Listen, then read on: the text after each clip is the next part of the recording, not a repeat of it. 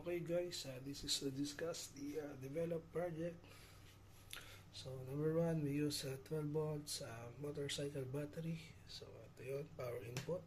So medyo maganit lang dito. So dahan-dahan lang po. So sinadya po natin na medyo mahigpit siya para po hindi matanggal. Okay. So next we have 4 DC back converters. So this is a supply for the Arduino.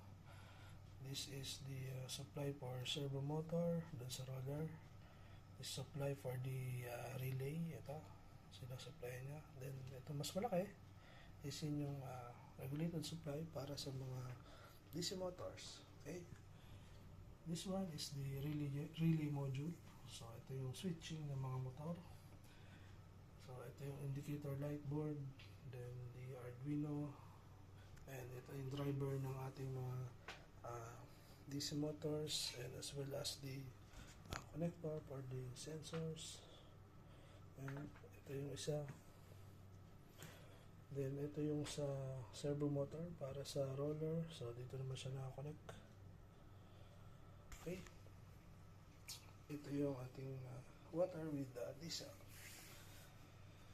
So ito yung naman yung small push button. So ito yung pang trigger natin to start yung operation ng device. Okay, so let's start.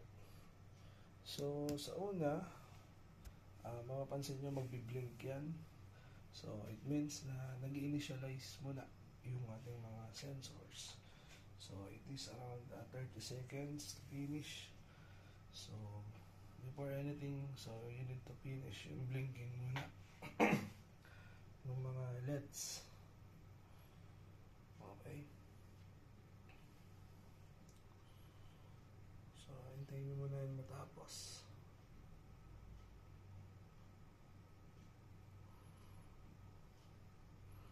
So kapag natapos na,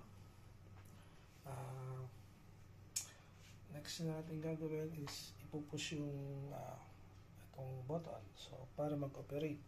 So as discussed with Erwin, so ang gagawin ng system is continuously na mag-move siya clockwise.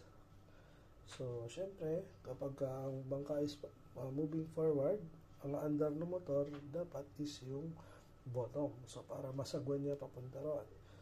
So ganun lang din. Pag patras naman, syempre yung top motor yung andar. Then kapag going to left, ibig sabihin ng under is yung right motor. Then pag going to right, ang under naman is yung left motor.